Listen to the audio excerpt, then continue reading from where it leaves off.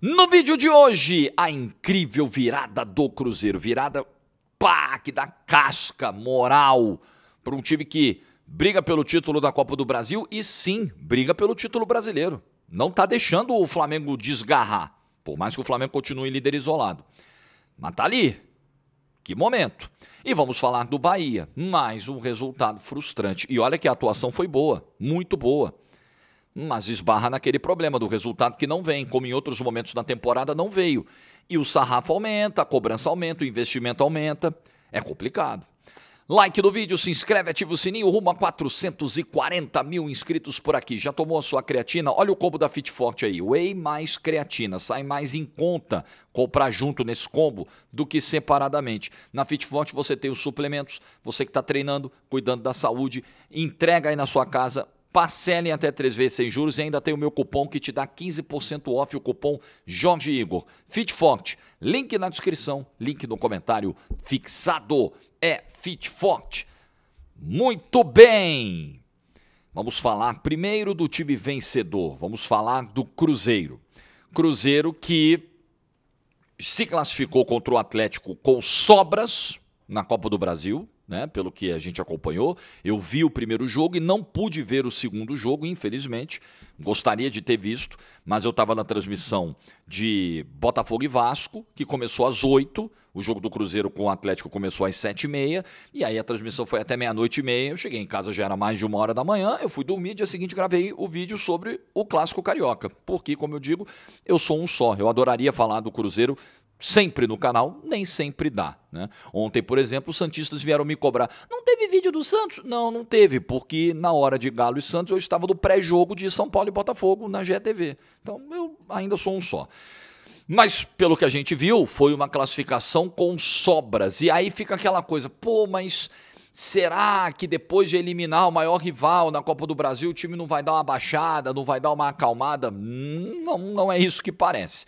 Ontem, a gente tinha um Bahia que naturalmente ia se impor muito jogando dentro de casa. Pelo estilo, pela eliminação dias atrás pro Fluminense, por ter tomado aquela surra recentemente do Mirassol. Sim, o Bahia vinha muito pressionado com a obrigação de dar uma resposta de resultado e de postura. De postura ele conseguiu, de resposta ele não conseguiu. Mas, defensivamente, o Cruzeiro tem se comportado muito bem na temporada. Não à toa, é a terceira defesa menos vazada do Campeonato Brasileiro. Só tomou mais gols do que Botafogo e Flamengo, que são, respectivamente, a segunda e a primeira defesa do campeonato.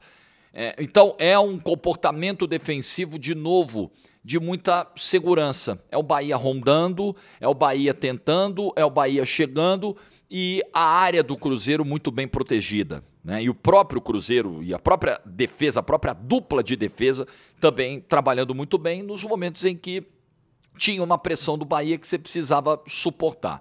Então, defensivamente, depois daquele começo, o time foi acalmando, a coisa foi ajustando. O William sofreu um pouquinho, para a gente dizer que não foi tudo perfeito defensivamente do lado do Cruzeiro.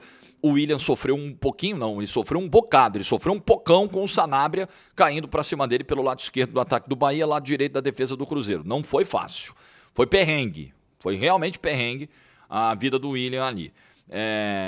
E aí você tinha também a questão do Christian, que tomou um amarelo muito cedo, primeiro minuto de jogo, e claramente, até na transmissão do Sport TV, o Paulo Nunes falava isso, o Henrique também, claramente você viu um Christian mais preso, segurando, porque ele toma um cartão muito cedo e aí fica difícil você dar essa ajuda de combate, de pegada, de marcação. Então, primeiro tempo, o Cruzeiro se limitou a segurar os avanços do Bahia, especialmente os avanços do Sanabria, né?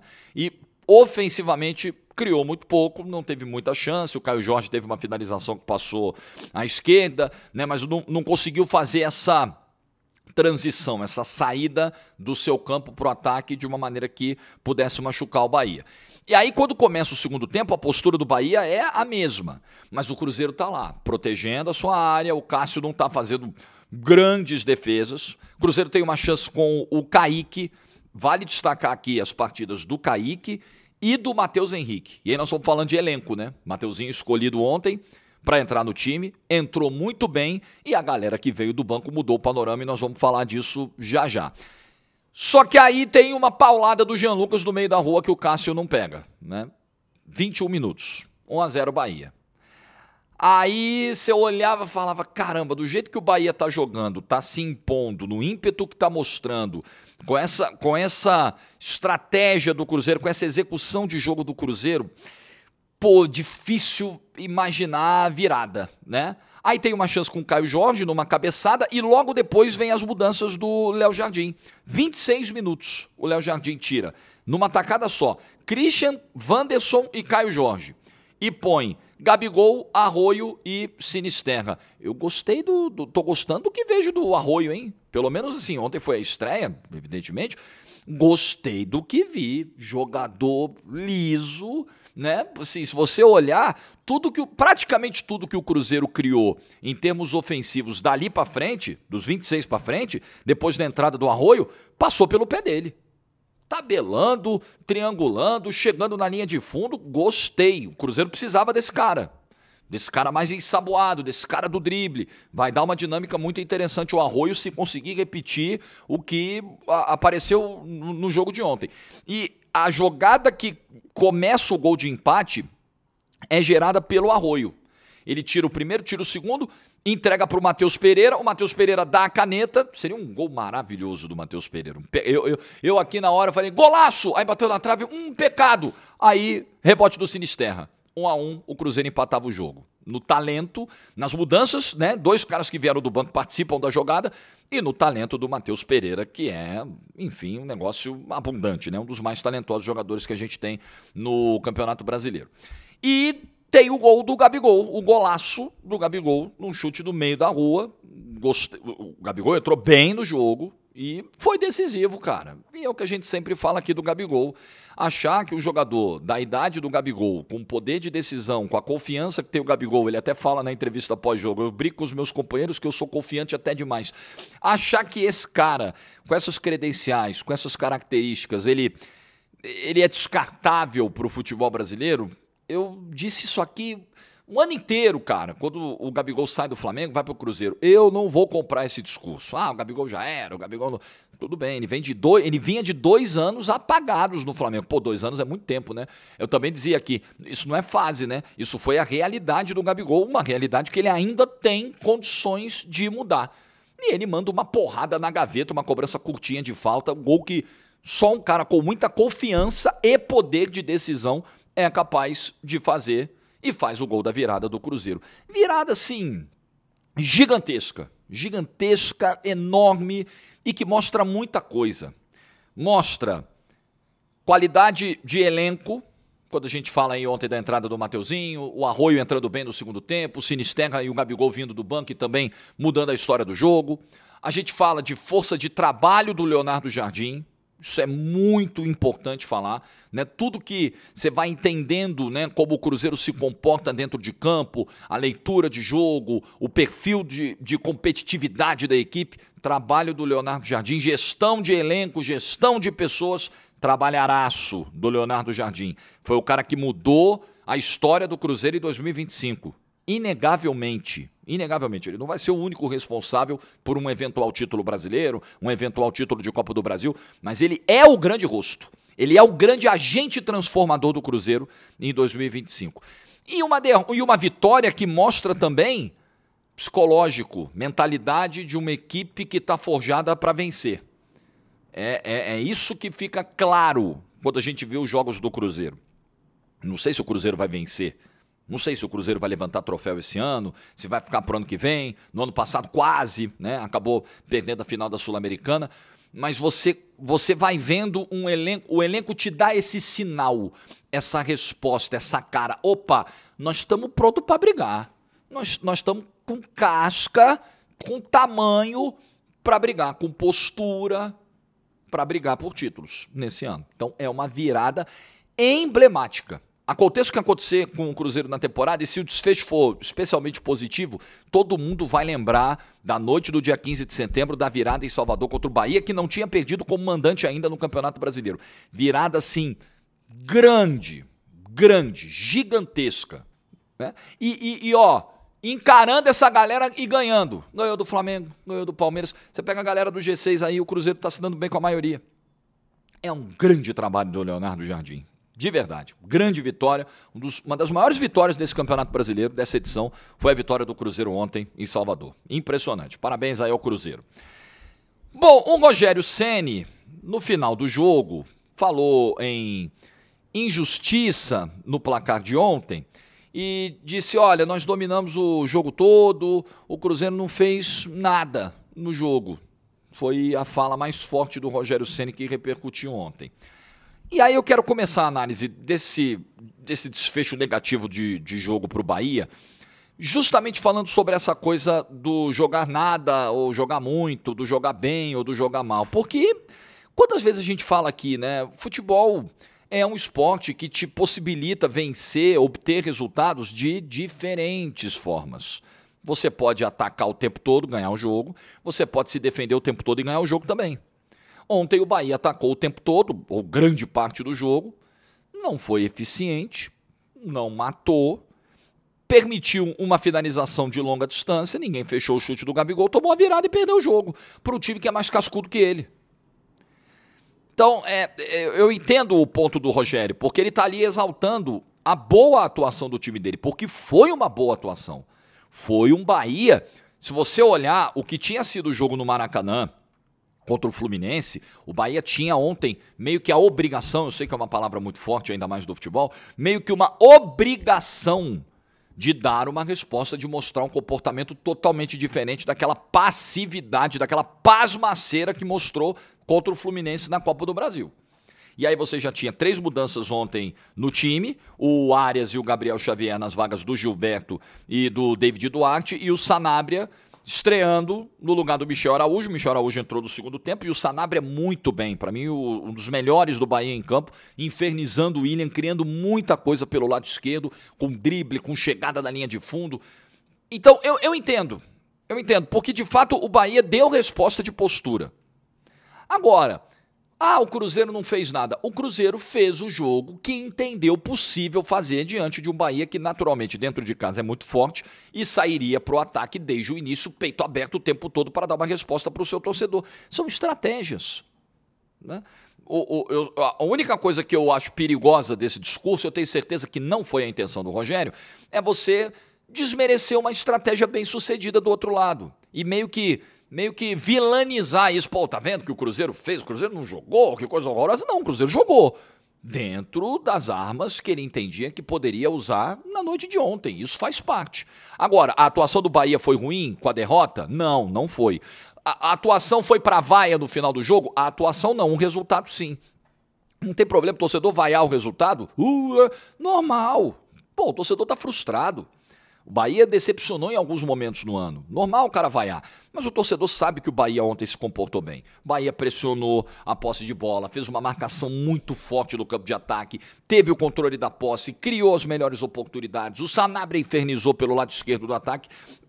Então, foi um time que ofensivamente ontem teve um ganho com a presença do Sanabria. Foi um fator, acho que, muito determinante pro jogo de ontem. Ele e o Jean Lucas se entenderam muito bem. Gostei muito da partida do Jean Lucas também. Não só pelo gol que marcou, mas pela dinâmica, pela movimentação, ganhando jogadas. Então, foi um Bahia que se comportou bem. Abriu o placar. Mas aí, meu amigo, tinha um Cruzeiro pronto para jogar no contra-ataque. Estava clara a estratégia, né? O Bahia queria ser o dominante, o Cruzeiro queria ser o time, né, jogando no contra-ataque. Problema para o Bahia é que, apesar desse domínio, quantas defesas assim muito difíceis o Cássio fez no jogo. Acho que essa foi a coisa que faltou. Um pouco mais de contundência, transformar todo esse domínio, essa pressão do campo de ataque em chances mais claras e um volume maior de chances claras no jogo. Aí vem o segundo tempo, Bahia continua no campo de ataque, continua apertando. O Arias começando a dar volume também pelo outro lado, que o jogo estava muito concentrado no Sanabria no primeiro tempo. Então você tinha Arias, Everton Ribeiro, Kaique pelo lado direito. O jogo fica um pouco mais equilibrado, né, em termos de balanço ofensivo para o Bahia. O Bahia também consegue atacar do outro lado. Aí tem chance de contra-ataque, finalização do William José com 10 minutos, num contra-ataque puxado pelo Jean Lucas. Tem um chute do Juba de fora da área e depois o gol do Jean Lucas num corta-luz muito inteligente, numa deixada, né, do Everton Ribeiro, muito inteligente, né, fazendo o gol de fora da área. Aí o Rogério Ceni tira o Kaique, entra o Michel Araújo, que é um jogador menos ofensivo, mas um cara para fazer essa briga pela recuperação de bola ali no campo de ataque e tal, né? E, inclusive, na verdade, o Michel ele participa inclusive da roubada de bola, né? Ele já tá em campo no lance do gol, porque ele ganha o duelo, ele ganha a bola, aí o Acevedo vira a jogada pro lado esquerdo, passe do William José, corta a luz do Everton Ribeiro e o gol do Jean Lucas. Já tem o Michel Araújo aí no gol, é verdade. Ele participa do lance do gol. Então, era um Bahia que abriu o placar e você dizia, pô, é justo, eu sei que o merecimento é o conceito relativo do futebol, mas você dizia, pô, tá de acordo com o que a gente tá vendo, né, com a dominância do Bahia, com a pressão do Bahia. Depois do gol, né, o Bahia perde o Sanabria, cansou, correu pra caramba, né, e aí o Cauli entra no lugar dele e o Bahia passa a ter um pouco mais de postura de contra-ataque, né, então você precisava ter uma saída mais rápida, porque você perdeu um cara que segurava um pouco, retinha um pouco mais essa bola lá na frente. Em compensação, sem os pontas de velocidade, isso tornava o trabalho ofensivo mais difícil para o Bahia. E aí também acho que tem um fator desgaste aí. Acho que claramente o Bahia na reta final, nos últimos 15 minutos, vai perdendo um pouquinho de fôlego. Tanto que eu vi torcedor do Bahia falando, pô, no lance que o Acevedo toma o drible do Matheus Pereira, pô, o Jean Lucas tinha que ter feito a falta. O Jean Lucas podia ter feito a falta. O Jean Lucas tinha que ter matado o lance. Aí depois sai o Acevedo, sai o Everton Ribeiro, sai o William José, entram o Rezende, o Nestor e o Zé Guilherme para tentar dar um pouquinho mais de fôlego para o Bahia, mas isso não foi suficiente porque foi rápido, O Cauli cochilou na cobrança de falta, pum, paulada do Gabigol, finalização de longe, Cruzeiro vira o jogo e o Bahia fica ali atônito. Bahia fazia um jogo muito bom, contra um dos melhores times do campeonato, um candidato a título do Brasileiro e da Copa do Brasil, um jogo muito bom, e o resultado, de novo, não vem. Então é muita frustração, né? A gente fez vídeo aqui na semana passada falando sobre isso. Poxa, um ano em que a Libertadores era difícil, o grupo era o grupo da morte, sim, mas caramba, você caiu na primeira fase, aí você desce para a Sul-Americana, você cai logo no primeiro mata-mata, com o goleiro falhando, com o goleiro entregando, aí você cai na Copa do Brasil do jeito que o Bahia caiu, com um comportamento, sabe, incompreensível dentro do Maracanã, você toma goleada do Mirassol, goleada impiedosa do Mirassol, tudo bem, é um dos melhores elencos, uma das melhores campanhas do campeonato, elencos não, mas uma das melhores campanhas do campeonato, mas olha o investimento que o Bahia fez, é muito frustrante. E aí você faz, talvez a gente estivesse aqui hoje, se o Cruzeiro não tivesse empatado e virado o jogo, exaltando o que poderia ser classificado como uma das maiores atuações do Bahia no ano. Nossa, uma das grandes vitórias, das grandes atuações do ano, dos grandes triunfos, eu sei disso, tricolores. Um dos grandes triunfos do ano, pois é.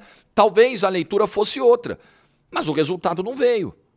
Então, eu não analiso só resultado, eu analiso desempenho e resultado, não ignorando a importância do resultado. O mais importante é o resultado, mas você precisa de desempenho para alcançá-lo. Pô, desempenho o Bahia teve. O problema é que não veio de novo o resultado. O Bahia precisa, institucionalmente, virar essa chave. Precisa, não tem jeito. O Bahia precisa trazer resultados cascudos como o Cruzeiro trouxe ontem, como o Cruzeiro levou ontem para Belo Horizonte.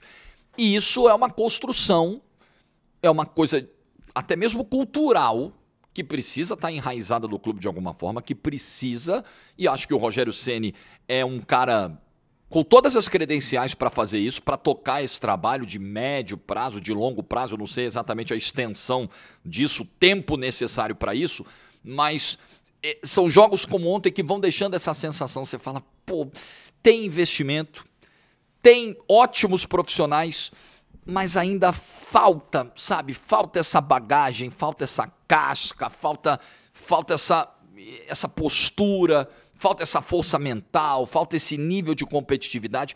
Ainda falta ao projeto do Bahia, mas a cobrança vai continuar. Sim, o torcedor continua cobrando e é bom que todo mundo dentro do Bahia entenda que a cobrança é justa. É justa. Você cobra de quem você pode cobrar. E o torcedor do Bahia sabe que ele pode cobrar do Bahia de hoje, porque o Bahia de hoje é totalmente diferente de 3 anos atrás.